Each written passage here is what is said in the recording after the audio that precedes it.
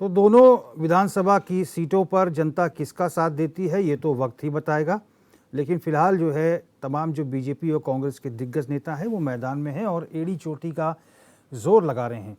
जहां भारतीय जनता पार्टी अपनी जीत के इस कारवां को बरकरार रखना चाहती है और उपचुनाव को भी जीतना चाहती है, वहीं कांग्रेस अभी भी जीत का ऑक्सीजन ढूंढ रही है कि कहीं से एक जीत का ऑक्सीजन मिल जाए और ये 2 सीट कम से कम वो जीते, अपनी लाज बचाए। तमाम मेहमान इसी पर हमारे साथ चर्चा करने के लिए जुड़ गए हैं। राजेंद्र बिष्ट जी हैं, राजेश बिष्ट जी भारतीय जनता पार्टी के प्रवक्ता हैं, फिलहाल हमारे साथ फोन लाइन पर जुड़े हुए हैं। जल्दी वर्चुअल जुड़ जाएंगे राजेश बिष्ट जी हमारे साथ। गिरिराज किशोर जी हैं, कांग्रेस प्रवक्ता, हमारे साथ स्टूडियो में चर्चा के लिए पहुंचे हुए हैं। दीपक रावत जी यूकेडी प्रवक्ता हैं, स्टूडियो में हमारे साथ हैं। और जय सिंह रावत जी हैं, वरिष्ठ पत्रकार हैं, हमारे साथ वर्चुअल माध्यम से चर्चा के लिए जुड़े हुए हैं। सभी मेहमानों का हम बहुत स्वागत करेंगे। और सबसे पहले चूँकि जय सिंह रावत बहुत वरिष्ठ पत्रकार हैं उत्तराखंड के और हमारे सीनियर भी हैं, तो मैं चाहूँगा कि जय सिंह रावत जी से जानना चाहूँगा कि सर पहले तो मैं आपसे जानना चाहूँगा कि इस बार का जो ये उपचुनाव जो हो रहा है, हालांकि रूलिंग पार्टी का कैंडिडेट जीतता है, इसमें हम सभी को पता है, लेकिन इस बार जो मंगलौर सीट की अगर हम बात करें, जो मंगलौर सीट 23,000 वोटों से लोकसभा चुनाव में कांग्रेस आगे चल रही थी, क्या इस विधानसभा चुनाव में करतार सिंह भड़ाना को जनता आशीर्वाद देगी? और सियासी समीकरण क्या कह रहे हो? बद्रीनाथ में क्या कुछ लगता है आपको? देखिए, जहाँ तक मैंगलोर का सवाल है, समझ में नहीं आ रहा है कि किस समीकरण के तहत भड़ाना साहब को यहाँ लाए हैं। वैसे कैंडिडेट बीजेपी के पास वहाँ पर था भी नहीं, कोई ऐसा दमदार कैंडिडेट नहीं था, क्योंकि ये सीट बसपा और इसके कांग्रेस के बीच में ही वहाँ पर मुकाबला होता रहा। और इसमें अ, लगातार जो अल्पसंख्यक समुदाय के जो नेता रहे हैं वही जीतते रहे, चाहे सरबत करीम रहे हों या आपके काजी निजामुद्दीन रहे हों। निजामुद्दीन भी 3 बार वहाँ से जीते हैं, 2 बार बहुजन समाजवादी पार्टी से और 1 बार कांग्रेस से जीते। तो इसलिए ये है, तो वहाँ पर अगर तो पिछला अगर आप रिकॉर्ड देखें तो मुझे लगता नहीं कांग्रेस के लिए कोई दिक्कत यहाँ पर होनी चाहिए, क्योंकि वो अभी आपने लोकसभा चुनाव में आपने खुद ही कह दिया है, ये बात तो ये है। दूसरी बात ये बाहरी वाला सवाल ये है कि आपने आपने देखा होगा कि नित्यानंद स्वामी जी, उनका जन्म तो निश्चित रूप से हरियाणा में था, लेकिन उनकी कर्मभूमि उत्तराखंड थी। हमने तो देखा उनका एज़ एन एडवोकेट देखा, एज़ यहाँ के सामाजिक जीवन में, राजनीतिक जीवन में। यही रहे, क्योंकि वो छात्र जीवन से देहरादून में ही रहे और उत्तर प्रदेश विधान परिषद के वो भी रहे, अध्यक्ष सभापति भी रहे, उप सभापति रहे, देहरादून सिटी से वो विधायक रहे। इसके बावजूद बाद में बोला गया साहब ये बाहरी व्यक्ति हैं, और शायद यही कारण था उनको हटाने का कि ये बाहरी हैं इसलिए चुनाव जीत नहीं पाएँगे। तो यहाँ बढ़ाना आए, अब ये इसकी एक कैसा लॉजिक होगा, ये तो राजनीतिक दल आपस में कर देंगे। लेकिन जहाँ सर तक सवाल जी, जी सर, जी सर। बद्रीनाथ का है, बद्रीनाथ में आपने ठीक कहा कि यहाँ तो रूलिंग पार्टी उपचुनाव जीत जाती है। उसका कारण ये है कि कोई क्षेत्र की जनता देखती है कि हमको क्यों हम इसको जो रूलिंग पार्टी के कैंडिडेट को क्यों हराएगा? रूलिंग पार्टी में रहेगा तो क्या कहते हैं, ज़्यादा विकास कार्य करेगा। वो भी होता है, रूलिंग पार्टी का एक चार्म भी होता है। रूलिंग पार्टी में अपने संसाधन भी होते हैं और दूसरा लोगों में जोश भी होता है, रूलिंग पार्टी के प्रति होता ही है। अब इस समय कांग्रेस का मतलब चुनाव जीती नहीं, तो इससे ज़्यादा उत्साह तो नहीं है। लेकिन थोड़ा यहाँ डिफरेंस ये है कि उपचुनाव वाली बात है, क्योंकि ये सीट कांग्रेस की थी। अभी तक राजेंद्र भंडारी कांग्रेस से थे, कांग्रेस सीट थी, कांग्रेस के टिकट पर जीते थे। इसलिए अभी कांग्रेस का कहना है भई हमारी सीट है, अपनी सीट को वापस लाने का वो लोग पूरा ताकत लगाएगी। हम देख भी रहे हैं कांग्रेस के नेता पूरा घूम रहे हैं, हमको पता है। वो कल परसों वो पोखरी में थे, उधर वो उसका घाटी निगोल घाटी में उधर काफ़ी उन्होंने प्रचार किया। आर्य जी भी थे, तो हरीश रावत हैं, गोदियाल जी हैं, वो सब लगे हुए हैं। रूलिंग पार्टी के तो लगने ही है। उनको लगना है, उनके संसाधन भी धन सिंह जी ने वहाँ डेरा डाला हुआ है, कई दिन से लगे हुए हैं। अब क्या कहते हैं इनके भंडारी जी का नया राजनीतिक समीकरण होता ही है, वो इनके करीबी हैं अनिल बलूनी जी के, वो भी लगे हुए हैं, सारे लगे हुए हैं। मुख्यमंत्री जी भी चाहते हैं कि हम ये सीट दोबारा जीतें।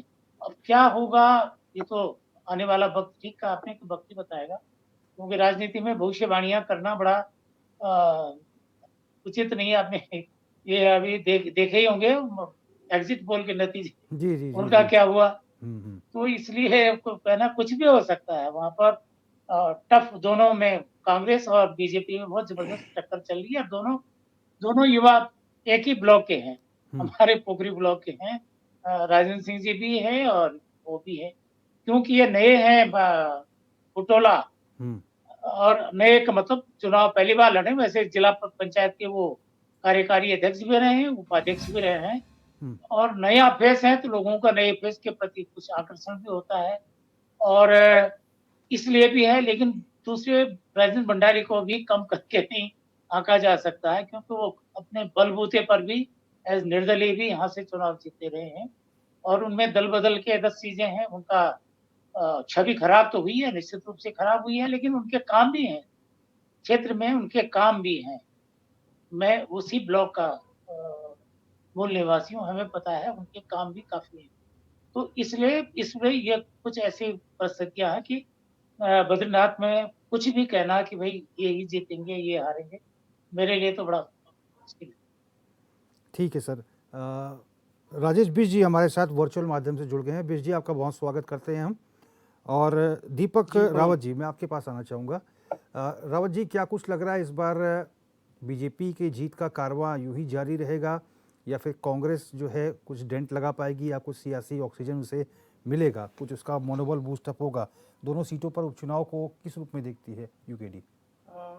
देखिए, सर्वप्रथम तो मैं आपको बताना चाहूँगा कि यूकेडी का भी एक प्रत्याशी ने यहाँ से नामांकन भरा था, बच्ची राम उनियाल जी ने, और शासन ने प्रशासन के साथ मिलकर एक बहुत ही, जो कारण मैं आपको बताऊंगा, उनका नॉमिनेशन कैंसिल करा। मेरे पास वो लेटर पड़ा हुआ है रिटर्निंग ऑफिसर का। उसमें वो कहते हैं कि प्लास्टिक का आप उपयोग नहीं करेंगे, इसके संबंध में उन्होंने नोटिस दिया, और बाद में पता चला जो समय दिया गया, समय में थोड़ा लेट पहुंचने के कारण उनका नॉमिनेशन कैंसिल कर दिया गया। ये कारण इतना बड़ा था नहीं, लेकिन जो सत्ता में बैठे हुए भारतीय जनता पार्टी है, ये विपक्ष को येन केन प्रकारेण अपने जीत के जो समीकरण बनाने के लिए इस तरह की ओछी राजनीति करती है। उससे तो लगता है कि ये भारतीय जनता पार्टी किसी भी कीमत पर इस चुनाव को जीतना चाहती है। रही बात विपक्ष का या सत्ता पक्ष का, ये जनता को देखना है कि इस प्रदेश में, और मैं आपका ध्यान दिलाना चाहूँगा रोहित जी, इस प्रदेश में, छोटे से प्रदेश में, देवतुल्य प्रदेश में, अगर जो ये जिस तरह की राजनीति, टूट फूट की राजनीति, दल बदल की राजनीति को भारतीय जनता पार्टी पोषित करती आई है लगातार पिछले 24 वर्षों में, एकमात्र यही एक राष्ट्रीय पार्टी है जो इतने से छोटे राज्य में दल बदल तोड़ना, अपनी पार्टी में जोड़ना, स्थिर सरकार को अस्थिर करना जैसे सारे कुचक्र इस छोटे से राज्य में रच चुकी है, और ये इनके माथे पे कलंक की तरह स्थापित हो चुका है, और उसी में ये आगे बढ़ी हुई है। आज ये बद्रीनाथ का चुनाव भी उसी की परिणति है। इनके पास एक चेहरा नहीं बचा हुआ था, इन्होंने कांग्रेस का वो चेहरा अपने नाम करवाया, और आज बेशर्मी के साथ जनता के सामने अपनी उस नीति को प्रस्तुत कर रहे हैं। अब इस प्रदेश की जनता को ये देखना पड़ेगा और ये सोचना पड़ेगा कि इस प्रदेश में वो किस तरह की राजनीति को आगे रखना चाहते हैं, इस प्रदेश के भविष्य के लिए किस प्रकार की राजनीति को बढ़ावा देना चाहते हैं। भारतीय जनता पार्टी की उस राजनीति को जहां पर वो किसी भी येन केन प्रकारेण विपक्ष को बिल्कुल खत्म करके अपनी राजनीति स्थापित करना चाहते हैं, या एक विकास की राजनीति को जिसके बारे में विपक्ष कहता है या कोई भी सत्ता पक्ष कहता है। भारतीय जनता पार्टी एक तरफ तो विकास की बात करती है, पिछले 7-8 साल से ये विकास किया था। अगर विकास इन्होंने इतना ही किया था तो बद्रीनाथ से किसी को भी लड़ा लेते। अरे राजेश बिष्ट जी बैठे हुए, इन्हें लड़ा देते, ये जीत जाते। क्या जरूरत पड़ी इनको वहां पर आके राजेंद्र भंडारी जी को तोड़ के अपने पास लाने की और फिर उनको लड़ाने की? अगर आपने इस विकास किया है जिसका दम इनके प्रवक्ता भरते हैं, इनके नेता भरते हैं, तो इनको, ये तो किसी को भी खड़ा कर दें, पार्टी के किसी भी विश्वसनीयता को खड़ा कर, विश्वसनीय जो कार्यकर्ता है उसे खड़ा कर देते। ये जो षड्यंत्र, राजनीतिक षड्यंत्र भारतीय जनता पार्टी रचती है विपक्ष को नेस्तनाबूद करने का, यही उसी का नतीजा है कि आज ये उपचुनाव यहां पर थोपा जा रहा है। मंगलौर की बात जब आप कर रहे हैं तो मंगलौर में तो ये स्पष्ट है। नहीं, बीजेपी तो राजेंद्र भंडारी से बात कर ही ली थी कि हम आपको उपचुनाव लड़ाएंगे, आप बीजेपी के सिंबल पर चुनाव लड़िएगा। कारण बताइए ना, क्या कारण है कि 2022 में जब भारी बहुमत से राजेंद्र भंडारी जीत के आए थे तो 2024 में दोबारा उपचुनाव थोपा गया? और ये उपचुनाव का खर्चा कौन उठा रहा है? भारतीय जनता पार्टी उठा रही है अपनी जेब से। आप मुझे बताइए, उपचुनाव का जितना भी तामझाम का खर्चा है, ये जितने कैंडिडेट तो खर्चा कर रहे हैं, ये भारतीय जनता पार्टी खर्च कर रही है क्या अपने कोटे से? ये इस देश का, इस प्रदेश का पैसा लग रहा है, किसके ऊपर आर्थिक बोझ पड़ रहा है? लेकिन अपनी राजनीति चमकाने के चक्कर में, अपनी राजनीति को यहां पर स्थापित करने के चक्कर में, अपनी ये जो कूटनीति है उसको स्थापित करने के चक्कर में ये इससे भी गुरेज नहीं कर रहे हैं कि राज्य के ऊपर आर्थिक बोझ जो पड़ रहा है। एक तरफ तो कहते हैं कि राज्य के ऊपर आर्थिक बोझ है, और दूसरी तरफ अपनी राजनीति को चमकाने के लिए, षड्यंत्रकाली राजनीति को इस प्रदेश में स्थापित करने के लिए ये प्रदेश को उपचुनाव में धकेल रहे हैं। मंगलौर की जब तक बात भंडारी जी ने तो कहा है कि मैं मोदी जी के काम से प्रभावित हुआ तभी आया हूं। देखिए, एक बार अगर किसी ने किसी का दामन थाम लिया तो जिसका दामन थामा है उसके बारे में कहेगा ही। अरे भंडारी जी से पूछिए कि पिछले जब 2022 में क्यों लड़े थे? 2022 में कांग्रेस से नहीं लड़ते, तब उनका दिल नहीं बेवकूफ किसका बना है? जिस जनता ने 2022 में राजेंद्र भंडारी जी को वोट दिया, कांग्रेस के कैंडिडेट थे, अब 2024 में वही जनता बीजेपी को वोट देगी। तो ये जनता को निर्णय लेना है कि वो किस तरह की राजनीति को इस प्रदेश में स्थापित करना चाहती है, या भारतीय जनता पार्टी जिस तरह की राजनीति इस प्रदेश में आगे बढ़ा रही है उसको प्रोत्साहित करना चाहती है, या भारतीय जनता पार्टी को उस तरह का सबक सिखाना चाहती है जिस तरह का सबक अयोध्या वालों ने सिखाया, जिस तरीके का सबक 2024 के लोकसभा में संपूर्ण भारत ने दिखाया कि जहां वो 400 का नारा लगा रहे थे, 240 में आके बहुमत की सरकार अल्पमत में आ गई। चलिए, जवाब ले लूं मैं उनसे, राजेश बिज से। राजेश बिज जी, आप जवाब दीजिए कि जबरदस्ती चुनाव थोपा है, बद्रीनाथ की खास तौर पर बात कर रहे हैं यहाँ पर दीपक रावत जी, आपका क्या कुछ कमेंट रहेगा इस पे? रोहित जी, मैं सबसे पहले तो आपको ये कहना चाहूंगा कि ये देश में पहला कोई उपचुनाव नहीं है जो किसी भी तरीके से जनता के ऊपर थोपा जा रहा है। तो बौखलाहट में कोई भी बयानबाजी करना और आपके चैनल के माध्यम से पूरे देश को ये बताना कि जनता पे थोपा जाना, ये बिल्कुल भी ठीक बात नहीं है। दूसरी बात है, उपचुनाव इस देश में संवैधानिक अधिकार है, कॉन्स्टिट्यूशनल राइट है, और जो पूरे देश के अंदर हर जगह पे, केवल एक उत्तराखंड में थोड़ी बाई इलेक्शंस हो रहे हैं, कई जगहों पे हो रहे हैं। तो लेकिन जो बिजी एक चीज और है, वो भले ही इस मंच से बतौर विपक्ष दीपक रावत जी या फिर अभी गिरिराज किशोर जी के पास हम आए नहीं, ये नहीं कह रहे, लेकिन ऑफ द रिकॉर्ड तमाम हम लोगों से मिलते हैं कांग्रेस के नेताओं से, तो लेकिन ये उपचुनाव हो रहा है, ये तो एकदम विषम परिस्थिति में हो रहा है। अमूमन उपचुनाव तब होता है जब कोई नेता दिवंगत हो जाते हैं, तब उपचुनाव होते हैं। ये चुनाव उपचुनाव जो है ये एकदम अलग परिस्थितियों का उपचुनाव हो रहा है। जितने कैंडिडेट्स कांग्रेस ने या विपक्षी इंडी गठबंधन ने इस देश के अंदर खड़े किए थे, वो अधिकतर एमएलए थे, और वो एमएलए अभी जीवित हैं जो लोकसभा पहुंच गए हैं। तो क्या उन जगहों पे दिवंगत होने की स्थिति में उपचुनाव हो रहे हैं? ये कोई सवाल नहीं है। उपचुनाव होना इस देश की संवैधानिक प्रक्रिया है, जैसे मैंने आपको बताया है। ये किसी भी कारण से हो सकता है। अगर ये अपनी पार्टी के लोगों को नहीं संभाल पा रहे हैं, इनकी पार्टी में चुने हुए लोग अगर नहीं अपने आप को स्थिर समझ पा रहे हैं, इनकी पार्टी की कार्यशैली से अगर इनके नेता नहीं खुश हैं, तो इसमें भारतीय जनता पार्टी का दोष किस प्रकार का?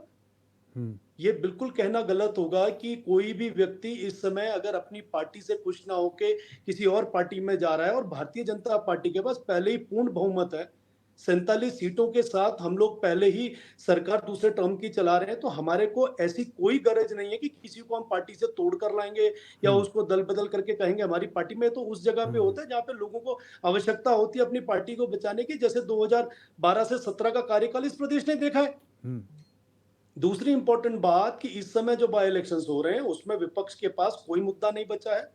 जो हमारे प्रदेश के दोनों उपचुनावों में जो उन विधानसभाओं के लोग हैं, उन्होंने पहले ही मन बना लिया है कि वो केंद्र और प्रदेश के साथ जो एक सजग और विकास करने वाली पार्टी की सरकार है, हम उसके साथ जाएंगे। और 10 तारीख का जो परिणाम रहेगा, मैं समझता हूँ बहुत ही सकारात्मक रहेगा। और जहां तक ये हमारे दावों की बात कर रहे हैं, ये ना भूलें बिल्कुल भी कि इनके अपने दावे क्या थे। 5 सीटों पे उत्तराखंड के अंदर लोकसभा में जाने की बात कह रहे थे। 2022 के जब चुनाव हुए तो उसमें सरकार में आने की बात कह रहे थे। तो ये सारे इनकी बातें हवा हवाई रहे और भारतीय जनता पार्टी ने वहां पे भी सरकार बनाई केंद्र में, बड़ी तीसरे टर्म की बड़ी मजबूत और ऐतिहासिक जीत के साथ ये साबित कर दिया इस देश के अंदर कि कांग्रेस के अलावा कोई दूसरी भी पार्टी है जो जनता के विश्वास के साथ केंद्र में तीसरी बार जनता द्वारा चुनी हुई सरकार बन सकती है।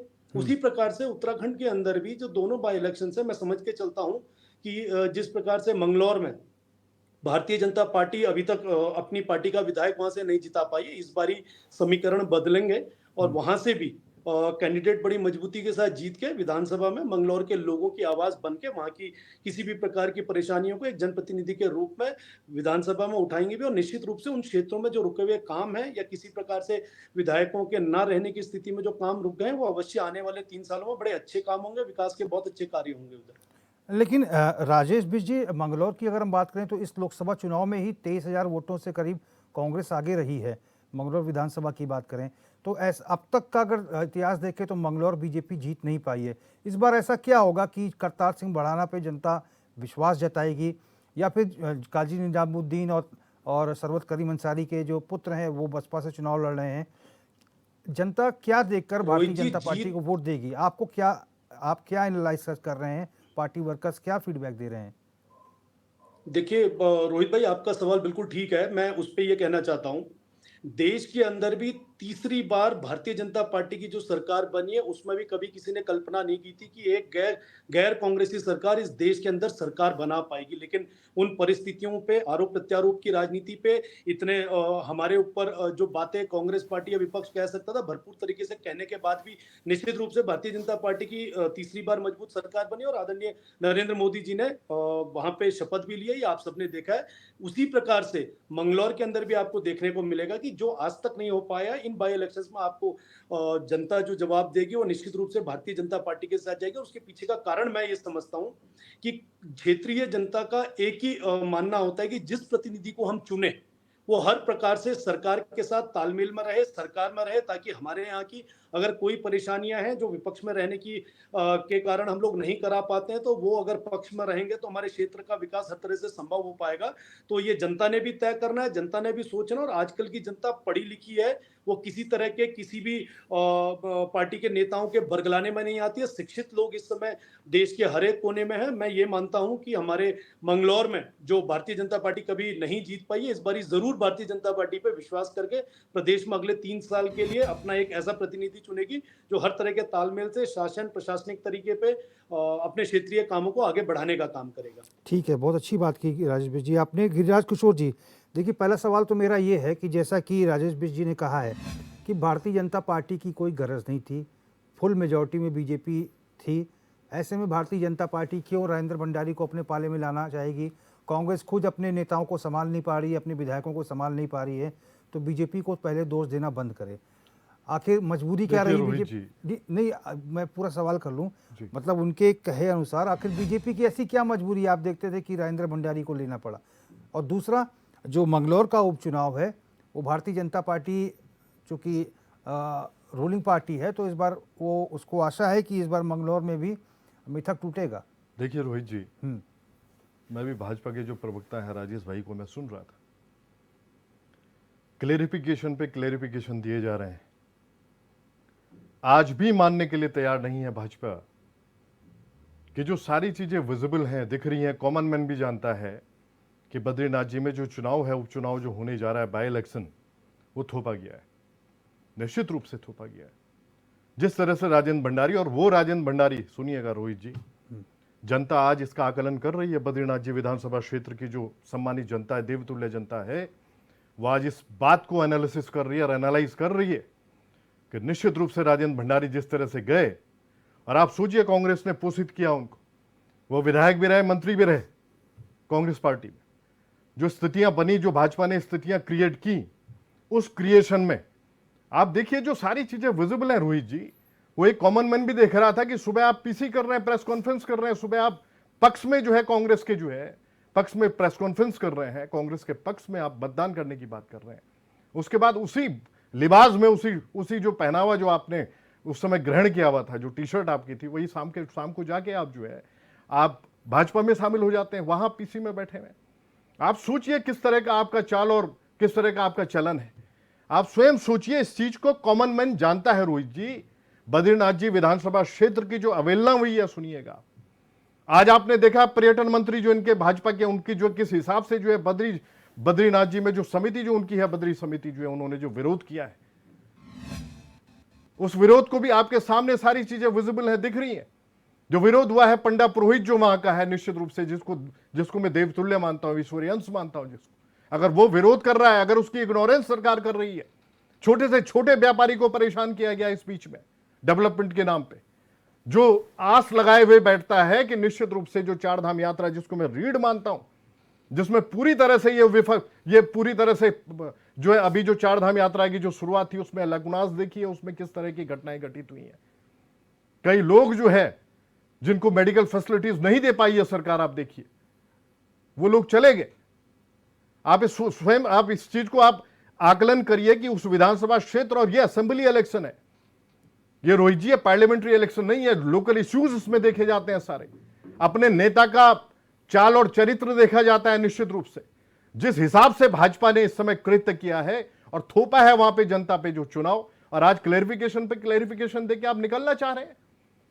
आज जो स्थिति है रोहित जी मंगलौर की, मंगलौर में जो स्थितियां हैं, काजी हमारे जो लीडर, जो कैंडिडेट हमारे काजी निजामुद्दीन है, बड़े इंटेलिजेंट व्यक्ति, इंटेलेक्चुअल आदमी है, लोग जानते हैं, और वहां का उस विधानसभा क्षेत्र का मास जानता है कि वो व्यक्ति डिबेट में किस हिसाब से पार्टिसिपेट करेगा। आपने भाजपा के पास कोई कार्यकर्ता नहीं था रोहित जी वहां पे, आपने आयातित, बिल्कुल मैं तो उसको आयातित मानता हूं, जो कैंडिडेट करतार सिंह भंडारा इन्होंने वहां पे कैंडिडेट बनाया है।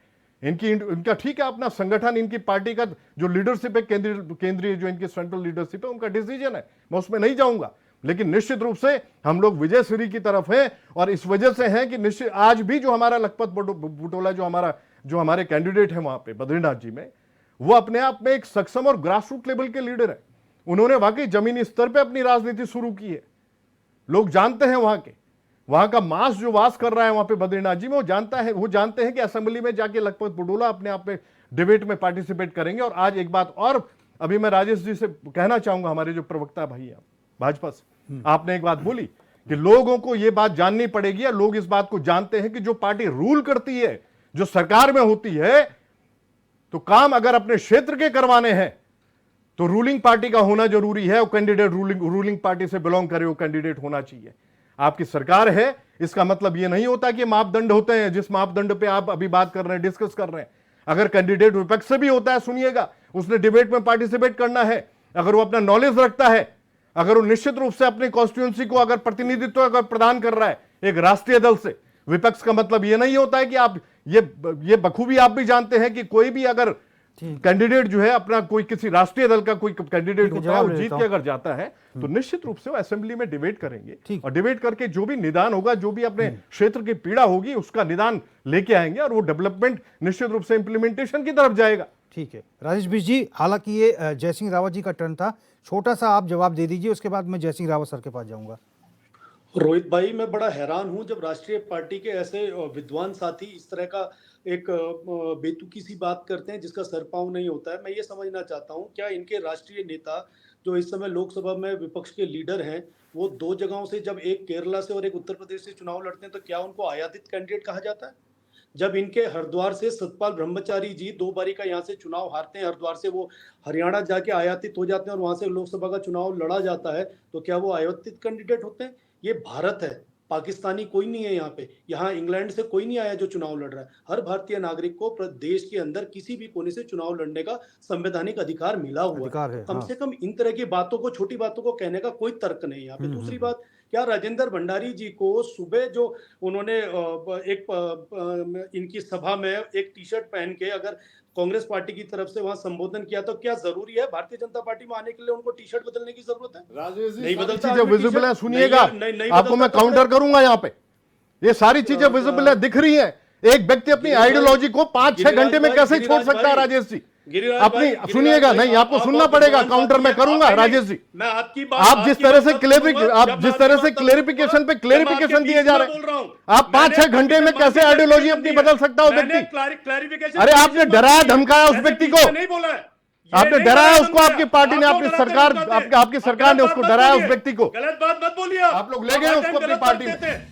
मैंने एंकर से परमिशन ली है, मैंने कहा सर मैं बीच में बोलूं तो मैं आप काउंटर बीच में करूंगा बोल आपको। के- हे गिरिराज मैं जी, कभी गलत डिबेट बोले। खराब सुन नहीं लीजिए, उनकी करता बात सुन लीजिए, फिर मैं आपको जवाब कभी दूंगा। डिबेट खराब नहीं करता हूं। चलिए, मेरी राजीव आदत में जी, शुमार बोलिए, नहीं एक है मिनट, कि एक मैं मिनट के डिबेट अंदर खराब अपनी बात, करूं। एक आप मिनट लोगों में। की आदत है, सच पचा नहीं सकते अरे आप आप लोग। सुन लीजिएगा। चलिए गिरिराज जी, एक मिनट में। अरे 5 और 6 घंटे में आप डिबेट अपनी में झूठ आइडियोलॉजी बोलते हैं। छोड़ के जा क्या सकते हैं लोगों को कांग्रेस बता रहे पे? हैं? आप लोग बताइए जानते हैं राजेश जी, आपके अपनी बारे बात में। बताइए। लोग जानते हैं अरे आपके आप बारे में। 5 और 6 ये घंटे आप में मत जा बताइए। सकते हैं। आपका 5-6 कैरेक्टर, घंटे में अपनी गिरिराज जी, आइडियोलॉजी तरीका, बदल के आपकी राजेश जी कार्यशैली आप कांग्रेस जनता ज्वाइन जानती कर है। सकते हैं, गिरिराज बताइए। जी, बहुत मैं अच्छे आप से जानती कर है सकते हैं आप तो लोगों ठीक है, को। मैं मानने के लिए इसीलिए आप तैयार मैं हूं। आपको आ रहे समझ हैं दूंगा, हर बार। एक मिनट आपको दूंगा क्यों नहीं जवाब। आ रहे उत्तराखंड में आप लोग? राजेश भाई जी, डिबेट को जी। एक शिष्टाचार के तरीके से चलाइए। जी, इतने जी, बोलिए। वरिष्ठ और विद्वान साथी हैं, काउंटर के लिए परमिशन मांगिए आप। जी, मैंने बोलिए, रोहित भाई से बोलिए। परमिशन के साथ बात की है। ठीक ये है, नहीं ठीक है है। कि कभी भी बीच में टपक पड़ो। ये ठीक है, घर अपनी की बात, लड़ाई नहीं चल रही अपनी है। बात आप रख लोग दीजिए। सुन रहे हैं इसको। ठीक, गिरिराज जी, राजेश भाई जी, अपनी रोहित बात भाई, रख दीजिए 30 इनकी सेकंड में, बड़ी फिर मैं खराब इनके। आदत है, जी, इनके विपक्ष के साथियों की बड़ी खराब आदत है। मैं इन लोगों को बड़ा सीनियर और वरिष्ठ मानता हूं।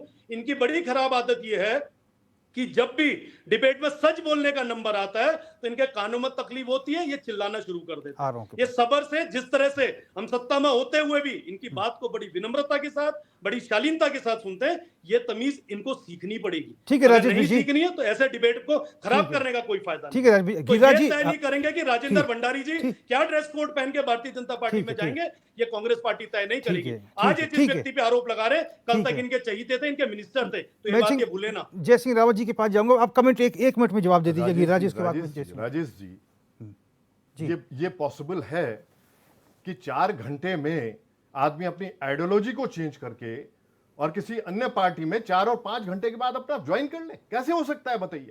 अगर वो प्रेशराइज वाली राजनीति नहीं है भाजपा की, भाजपा ने आज तक जितनी भी राजनीति, आप देखिए, आप अगर राष्ट्रीय परिप्रेक्ष्य में जाते हैं, अजीत पवार की बात करते हैं, छगन भुजबल की बात करते हैं, आप देखिए क्या स्थितियां थी।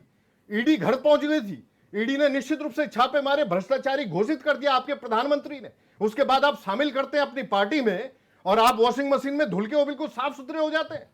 ठीक है, आप ठीक है, सोचिए, ठीक है, ठीक है। जय सिंह रावत सर, बोला जाएगा ठीक है, रोहित जी। जी, जय सिंह- आइडियोलॉजी 5-6 घंटे में बदली ठीक। नहीं जाती, और ये बात निश्चित रूप से इसकी परिणति प्रतिशोध जो आपको है, मिलेगा, ठीक। बहुत सीनियर निश्चित पत्रकार रूप से आपको जो 10 तारीख को अभी जी। वोटिंग हो रही है, ठीक है, उसमें ठीक है। परिणति आपको मिलेगी निश्चित रूप से, प्रतिशोध बहुत के रूप सीनियर में वोटर जी, खड़ा है। बहुत सीनियर जर्नलिस्ट है उत्तराखंड के। जय सिंह रावत जी, मैं आप ही से समझ लेता हूं दोनों राजनीतिक दलों के बारे में कि क्या आपका राजनीतिक अनुभव, आपका क्या कुछ कहता है कि क्या आइडियोलॉजी जो है 4 से 5, 6 से 8 घंटे या 10 घंटे में बदल सकती है किसी व्यक्ति की? यही दिक्कत है उत्तराखंड की राजनीति में। दल बदल, क्या कहते हैं, पद लोलुपता, अवसरवादिता का ही नतीजा है कि कितने 24 साल में कितने मुख्यमंत्री बदले। हिमाचल देखें, 1971 में वो राज्य बना था, कितने मुख्यमंत्री बने? 5, 6, 7 लोग ही तो बने। यहाँ कितने बन गए? यहाँ अपनी ही पार्टी के नेता को दूसरे लोग नहीं बर्दाश्त कर सकते हैं। अभी देखो ना, शुरू से स्वामी जी से लेके अब तक, चाहे कांग्रेस हो, बीजेपी हो, स्वामी जी को किसने हटाया? बीजेपी के लोगों ने। उसके बाद जो है तिवारी जी का क्या हाल हुआ? उसके बाद जो आए खंडूड़ी जी को किसने हटाया? बीजेपी के लोगों ने। उसके बाद विजय बहुगुणा किसने हटवाया? कांग्रेस के लोगों ने। ये शुरू से लेके यहाँ की राजनीति का क्यों हो रहा है, क्यों पतन हो रहा है? मतलब जो वो देखिए, राजनीतिक अस्थिरता मजाक बना के रख दिया। अब दिक्कत ये होती है कि आज इस पार्टी में, क्या पता कल किसी पार्टी में। अब ये भी आ रहा है साहब, रूलिंग पार्टी में रहेंगे तो काम ज्यादा होंगे। अरे माना कल सत्ता बदल जाती है, क्या दूसरी पार्टी के लोगों को सब रूलिंग पार्टी में चला जाना चाहिए? अपोजिशन भी तो एक पार्ट है ना जी लोकतंत्र सर, का। जी सर, आपकी बात बिल्कुल तो वाजिब है वो सर, भी लेकिन वो सर, भी होना चाहिए। तो ये- ये केवल राजेंद्र भंडारी के साथ नहीं है, तो सर, सभी ये का, सवाल यहाँ पे ये हमारे उठ रहा है, जी। उत्तराखंड का सर सवाल कल्चर यहाँ बन पे गया है। ये ये उठ तो रहा बन गया है है। कि क्या जो व्यक्ति बयान दे रहा है 8 से 10 घंटे के भीतर, क्या उसकी आइडियोलॉजी एकदम से चेंज हो जाए? जिस राजनीतिक दल को वो पानी पी पी के कोस रहा है, 10 या 12 घंटे के बीच में उसी राजनीतिक दल की ज्वाइनिंग हो जाए उसमें, ऐसा संभव है? हृदय देखिए, परिवर्तन। राजेंद्र भंडारी, अब आपको जब 2016 का याद है, उस समय राजेंद्र भंडारी कांग्रेस के साथ बिल्कुल चट्टान की तरह खड़े थे। राजेंद्र भंडारी ने बोला था, उसके गणेश गोदियाल जी दोनों, इन्होंने कहा था हमको 5-5 करोड़ का ऑफर हुआ है, ये टेलीविजन पर सबके सामने हुआ, लेकिन हम फिर भी नहीं बदले, फिर भी हमने नहीं छोड़ा, हम पक्के सिपाही हैं। अब उनकी क्या मजबूरी थी, ये तो वही जान सकते हैं या बीजेपी के लोग जान सकते हैं, क्योंकि उन्होंने इतने क्षण की, क्योंकि वो गोदियाल जी का प्रचार कर रहे थे, अचानक बदल गए, क्या स्थितियां आ गई इस तरह करना। क्योंकि हमें हमें तो राजेंद्र भंडारी में बहुत आगे नजर आता है हमने, क्योंकि वो मेरे इलाके के, मुझे मालूम है वो कितना काम करते हैं। उनकी पत्नी का भी अच्छे, जाओ ना वो पोखरी में जाओ और जगह जाओ तो उनके काम नजर आते हैं, वो बात है। लेकिन इसकी वजह से उनकी छवि को बड़े खराब हुई है, एक। दूसरी बात, मैं बीजेपी को एक समझाना चाह रहा हूँ, बीजेपी को मैसेज, कि अभी अयोध्या में क्या हुआ, इतना बड़ा करना, ये तो इतना बड़ा मंदिर बन गया अयोध्या से, बीजेपी कैंडिडेट हारा। क्यों हारा? क्योंकि वहां आम आदमी को के साथ क्या बर्ताव हुआ, तो दुकानदारों क्या, वही बद्रीनाथ में हो रहा है। कहीं ऐसा ना हो कि जीती हुई बाजी पलट ना जाए कांग्रेस बीजेपी की, क्योंकि बद्रीनाथ में जिस तरह से लोग नाराज हैं, जिस तरह से पंडा पुरोहित नाराज है, केदारनाथ में नाराज है, तो वो क्योंकि वहां पर आपने इतना वो तोड़ फोड़ वहां कर दिया है। आज देखें बद्रीनाथ में, देखो ऊपर तक वहां तप्त कुंड तक 1-1.5 मीटर ही रह गया था पानी, अलकनंदा का पानी इतना ऊपर उठ गया था। वो सब उस तोड़ फोड़ की वजह से हुआ। वहां कुछ पवित्र धाराएं थी, वो गायब हो गई है। तो वो इस तरह से करेंगे आप तो आपको नुकसान होगा। इसलिए हम कह रहे हैं कि अभी तो कोई कहा नहीं जा सकता कौन जीत रहा कौन हार रहा है, क्योंकि ये कहना, क्योंकि दोनों टक्कर बराबर की टक्कर है, उनके भी माइनस पॉइंट है, इनके भी माइनस पॉइंट है, दोनों कैंडिडेट्स के प्लस पॉइंट है। और जहां आज तक मंगलौर का सवाल है, अजय मंगलौर टम्टा भी पहुंच गए हैं और अनिल बलूनी भी पहुंच गए हैं प्रचार के लिए। सारे नेता, सारे, मुझे मालूम नहीं कौन कौन वहां पर है, जी। सब गांव-गांव जा रहे हैं लोग, इस बरसात के बावजूद जा रहे हैं लोग, कर रहे हैं। कांग्रेस के लोगों को पिछली बार कांग्रेस की बड़े लापरवाही से चुनाव लड़ते थे, इस समय देखिए ये क्या कहते हैं, यहाँ से गौचर से ही उन्होंने शुरू कर दिया, उधर कहा निगोल वैली उस पट्टी में, कहा सर 10 जुला घूम घाम के उधर पैनखंडा की तरफ जा रहे हैं। आज शायद पैनखंडा से उनकी बात आ रही, पैनखंडा का मतलब जोशीमठ की तरफ सारे जा रहे हैं, आचार्य जी हुए, आर्य जी भी जा रहे हैं, बाकी लोग सारे जा रहे हैं, कांग्रेस के लोग जा रहे हैं। तो दोनों का प्रतिष्ठा का विषय है, क्योंकि चुनाव जीतना तो कौन नहीं चाहता। अच्छा वो सर, करेंगे, एक चीज आपसे और समझना चाहेंगे, बीजेपी यदि दोनों सीटें जीत जाती है तो 47 से 49 हो जाएगी, उसको क्या क्या लाभ होंगे, क्योंकि पूरी ताकत झोंक दी है और एक छोटे से उपचुनाव में पूरी ताकत बीजेपी झोंक रही है, कांग्रेस भी पूरी ताकत झोंक रही है। कांग्रेस को क्या लाभ हो सकता है, कांग्रेस के लिए पाने के लिए क्या कुछ है, और भारतीय जनता पार्टी के लिए कितनी ये दोनों सीटें मायने रखती हैं, आपका क्या आकलन है सर? देखिए बीजेपी को वैसे तो जरूरत नहीं लगती, लेकिन जीत होती है, उससे क्या है, पार्टी का जो संगठन है वो इनर्जाइज हो जाता है, उत्साह आ जाता है। फिर ये भी होता है, यही इसका मैसेज और जगह भी जाता है, देश के अन्य हिस्सों में भी जाता है कि देखिए हमारा 47 था, 48 हमने हो गया, हमने 1 सीट कांग्रेस से और छीन ली, और जो बसपा वाला था वो भी हो लिया, ये होता है। वही अगर बीजेपी को, कांग्रेस को सीट मिलती है, कांग्रेस को लगता है 1 सीट तो मिलने की ज्यादा संभावना है मंगलौर की, लेकिन अगर यहाँ भी मिलती है तो वो कहे देखिए हमने, देखो रूलिंग पार्टी को, क्योंकि कांग्रेसियों को कांग्रेसियों को अपना मनोबल ऊंचा करने की जरूरत है, और बाई इलेक्शन में हराना बड़ी बात उनका है। मनोबल उठेगा, वो मनोबल उठेगा, राजनीति में बाई मनोबल इलेक्शन में सर हराना भी बड़ी बात है कि चलिए। यस, बाई इलेक्शन में हराना ही बड़ी बात है, और हरा ही कहाँ था अब तक। लेकिन इस समय मैंने कहा ना थोड़ा डिफरेंट है, क्योंकि अब तक क्योंकि रूलिंग पार्टी के लोग थे तो जीते, लेकिन इस समय कांग्रेस का आदमी का सीट थी, वो कांग्रेस के छोड़ के गए हैं, इसलिए बाई इलेक्शन हो रहे हैं। लेकिन इसका ये मतलब नहीं था, अभी तो बीजेपी ने लोकसभा चुनाव में तो वहां से 7-8 हजार वोटों से तो लीड थी वहां पर जी जी, ठीक है सर। दीपक रावत जी, देखिए आपके भी तमाम ऐसे नेता कार्यकर्ता वहाँ पे होंगे, वहाँ से क्या इनपुट आप लोगों को मिल रहे हैं, मंगलौर की अगर हम बात करें या फिर बद्रीनाथ सीट की अगर बात करें, तो क्या इनपुट्स आप लोगों को मिल रहे हैं? हालांकि आप दिक्कतें आप लोगों के सामने आई बीच में।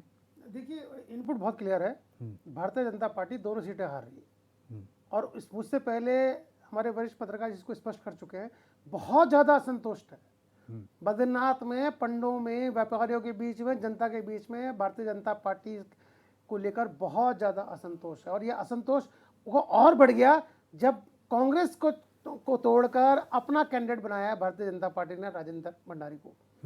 मैं कह रहा हूँ कि अगर देखिए यानी कि जो हमने सतपाल महाराज का विरोध देखा था वो वोटिंग के दिन भी दिखेगा। बिल्कुल बिल्कुल बिल्कुल, आप देखिएगा जिस तरीके से ये आप आज तक का जब आप मुझसे बात कर रहे हैं इसमें इनपुट है कि मामला बहुत टफ है भारतीय जनता पार्टी के लिए। और आप मुझे एक बात बताइए कि अगर टफ नहीं होता तो सारे के सारे सांसद इन्होंने उतार दिए ना आज। भाई आपकी डबल इंजन की सरकार है, धाकड़ धामी है, आपके तीसरी बार आपकी सरकार बनी है केंद्र में, आपका कैंडिडेट तो वैसे ही जीत जाना चाहिए। क्या जरूरत है कि घर घर जाके आपको खटखटाना पड़ रहा है? क्योंकि आपको पता है कि जनता आपसे रूष्ट है, जनता आपसे नाराज है, और ये नाराजगी 10 तारीख को वोटों के माध्यम से जनता अपना प्रत्यक्ष करेगी, जो वोट देगी वो आपके खिलाफ देगी। यही वो डर है जो आज आपने सारे सांसदों को वहां उतार दिया।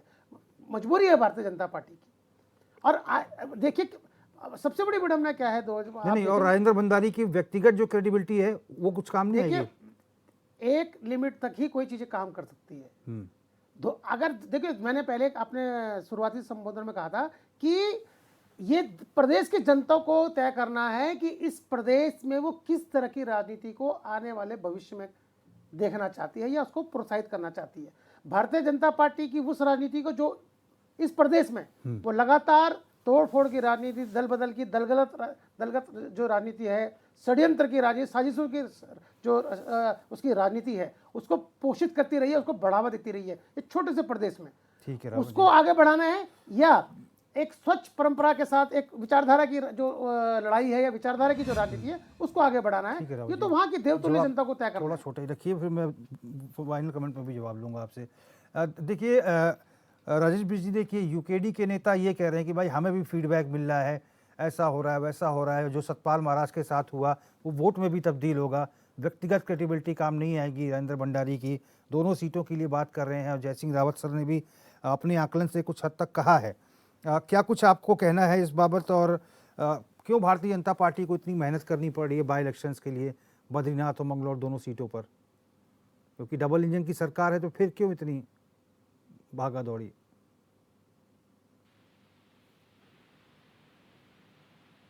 बिष्ट जी, आप तक आवाज आ रही है? संपर्क टूट गया है, बड़ा सवाल था लेकिन संपर्क टूट गया। गिरिराज किशोर जी, क्या लग रहा है इस बार ऑक्सीजन मिल जाएगा कांग्रेस को दोनों सीटों से? दोनों विधानसभा क्षेत्रों में जहां जहां उपचुनाव हो रहा है, मंगलौर हो चाहे बद्रीनाथ जी। चलिए मैं जवाब दे देता हूँ, फोन लाइन पे हो गए। राजेश बिष्ट जी, मेरा सवाल ये था कि आपका फोन कट गया था कि भारतीय जनता पार्टी को आखिर में डबल इंजन की सरकार है तो इतनी मेहनत क्यों करनी पड़ रही है? सारे सांसद, आपके तमाम बड़े नेता, धाकड़ धामी, सीएम धामी, तमाम लोग उतरे हुए हैं। आखिर डबल इंजन की सरकार है तो इतनी मेहनत क्यों है? और ये भी कह रहे हैं सब यूकेडी के नेता और वरिष्ठ पत्रकार भी, जय सिंह रावत जी भी कह रहे हैं कि भाई अयोध्या जैसा सीन बद्रीनाथ में ना हो जाए, क्योंकि यहाँ भी यही स्थितियाँ दिखाई दे रही हैं और इसी वजह से भारतीय जनता पार्टी डरी और सहमी हुई है।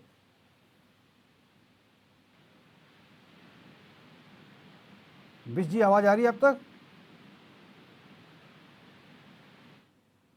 आवाज नहीं। गिरिराज किशोर जी, आप जवाब दीजिए इसका। रोहित जी, इस समय दोनों विधानसभा क्षेत्रों में, मंगलौर हो चाहे बद्रीनाथ जी हो, एक एक कार्यकर्ता हमारा बूथ लेवल का, वो पूरी तरह से, पूरी एनर्जी के साथ, पूरे कैलिबर के साथ, पूरी मेहनत से अपना जुटावा है और निश्चित रूप से विजयश्री कांग्रेस को मिलने वाली है। हमारी जो लीडरशिप है स्टेट की, प्रदेश की, वो सारे लीडर्स हमारे जो हैं इस समय पॉकेट मीटिंग्स जो हैं, छोटी छोटी मीटिंग्स में अपना भागीदारी अपनी दे रहे हैं, अपनी पार्टिसिपेशन दे रहे हैं। और रोहित जी, एक चीज मैं बताऊं आपको, अभी आपने एक चीज और बोली थी शुरू में कि होता क्या है, जब भी कोई सरकार रूल करती है किसी प्रदेश में, और बाय इलेक्शन जो होता है, वो बाय इलेक्शन लगभग जो रूल करती हुई सरकार होती है उसके फेवर में जाता है, विपक्ष के फेवर में नहीं जाता है, मैक्सिमम जो देखा गया है। जी जी। लेकिन ये मिथक होगा, आप देखिएगा इस चुनाव में, आप देखिएगा इस उपचुनाव में निश्चित रूप से दोनों सीटें जो हमारी हैं उसमें हम पूरी तरह से कॉन्फिडेंट है। उसके पीछे कारण ये है कि असेंबली इलेक्शन है। निश्चित रूप से जनता जो है, इनके छल और छद्म, जो भाजपा ने जो छल प्लस छद्म इक्वल टू जो मैं भाजपा करता हूं, वो निश्चित रूप से झूठ बोलने का काम इस सरकार ने किया है।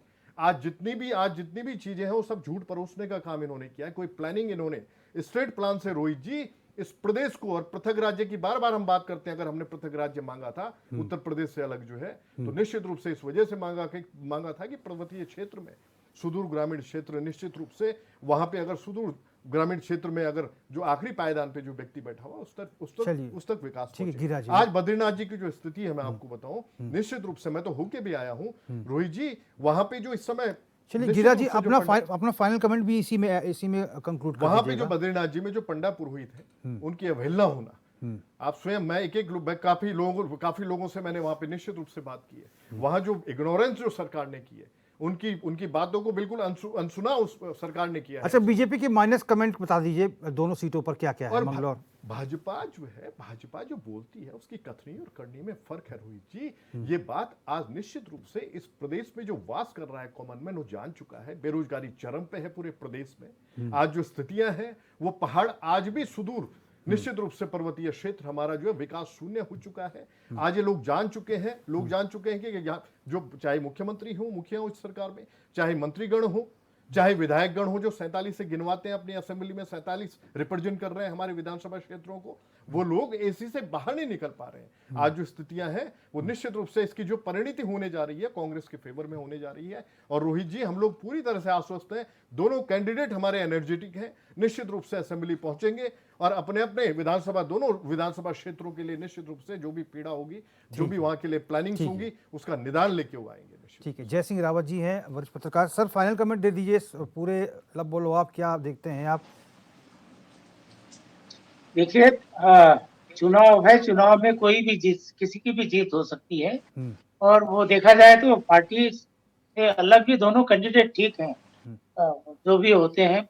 मैं दोनों को जानता हूँ, दोनों में से जो भी जीते वो दोनों योग्य हैं। लेकिन सवाल ये है कि जो असली मुद्दे हैं, अब आप डबल इंजन की बात कर रहे हैं और सारी चीजें बात कर रही, वो जोशीमठ का मुद्दा नहीं उठ पा रहा है। 17 महीने हो गए हैं अभी तक वहां पर जोशीमठ की समस्या का समाधान नहीं हुआ, जोशीमठ का मुद्दा ही नहीं बन रहा है। दूसरी बात यह है कि जो आपदा का मुद्दा नहीं बन पा रहा है कि ये आ रही है, आपदा के समाधान क्या है सरकारों के पास या बाकी क्या हो, क्योंकि ये पर्यावरण की से जुड़ा हुआ मुद्दा है। ये क्लाइमेट जो चेंज की वजह से जो समस्याएं हमारी हो रही हैं उससे हो रहा है, इसलिए पर्यावरण का मुद्दा भी कहीं पर आप केवल बाकी जो जुमले होते हैं राजनीतिक दलों के, उनसे बाहर वो आ नहीं पा रहे हैं। तो ये मेरे ख्याल से अच्छा सर, एक छोटा सा राजनीतिक दलों को अपना माइंडसेट बदलना पड़ेगा।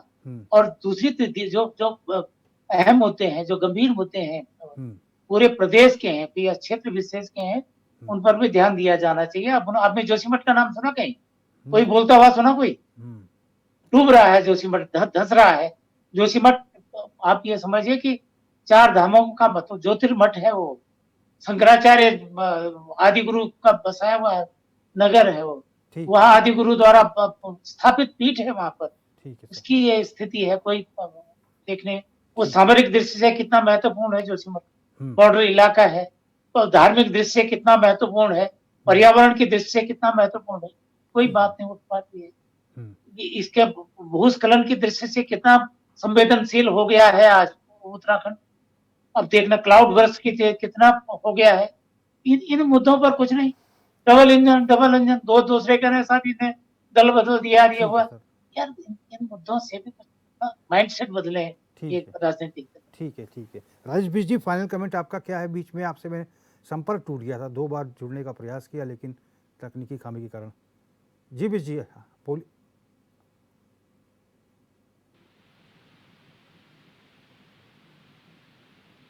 बिष्ट जी, आपकी आवाज़ हम तक नहीं पहुंच पा रही है। चलिए दीपक राव जी, 1 मिनट का समय, आप भी अपना फाइनल कमेंट दे दीजिए। देखिए, कांग्रेस के पास खोने को कुछ नहीं है, जो खोना था वो खो चुकी भंडारी जी के रूप में। बसपा की सीट थी, उनके जो विधायक थे वो दिवंगत हो गए। कांग्रेस के पास खोने को कुछ नहीं है, और भारतीय जनता पार्टी ने अगर खो दिया कुछ तो फिर क्या स्थिति हो सकती है? भारतीय जनता पार्टी ये दोनों सीटें हार रही है, और अगर ये हार गई तो निश्चित रूप से एक चीज तो स्पष्ट हो जाएगी कि जिस तरह की राजनीति को इस प्रदेश में भारतीय जनता पार्टी थोपना चाहती है या बढ़ाना चाहती है, जनता उसको अस्वीकार कर चुकी है। एक सीट जो मंगलौर की सीट है वो तो भारतीय जनता पार्टी अभी जीती नहीं, और ऐसा कोई मिरेकल होने वाला नहीं है कि बाहर से इस थोपे हुए किसी कैंडिडेट को यहाँ की जनता स्वीकार कर लेगी। रही बात बद्रीनाथ की जनता से जरूर एक आग्रह है कि ये उनको निश्चित करना है, उनको डिसाइड करना है कि किस तरह इस छोटे से प्रदेश में वो किस तरह की राजनीति को बढ़ावा देना चाहते हैं। अब समय हो चुका है, नहीं तो मैं बहुत इसमें हम लोग आगे विस्तार में चर्चा कर सकते थे, लेकिन ये जनता को निश्चित करना है कि वो क्या चाहती है। ठीक है। राजेश बिष्ट जी, गिरिराज किशोर जी, दीपक रावत जी, जय सिंह रावत सर, आप सभी मेहमानों का बहुत बहुत धन्यवाद कि आप लोगों ने अपना कीमती समय चैनल के लिए निकाला। तो कुल मिलाकर यही है कि कांग्रेस के लिए खोने को कुछ नहीं है। जो खोना था वो भंडारी जीप के रूप में उन्होंने खो दिया, क्योंकि वो बीजेपी में शामिल हो गए। वो बसपा की सीट थी मंगलौर, जहाँ के विधायक जो है दिवंगत हो चुके हैं। अब जो है कांग्रेस के लिए खोने के लिए कुछ नहीं है, लेकिन भारतीय जनता पार्टी ने अगर ये दोनों सीटों में से कोई भी सीट खो दी तो भारतीय जनता पार्टी में क्या स्थितियां होंगी, और कांग्रेस ने अगर कुछ पा लिया तो वहाँ क्या स्थितियां होंगी, ये तमाम चीज़ें भविष्य के गर्भ में हैं। फिलहाल क्वेश्चन आवर मेरे साथ बस इतना ही। देश और प्रदेश के तमाम बड़ी खबरों के लिए आप देखते रहिए चैनल 24/7। नमस्कार।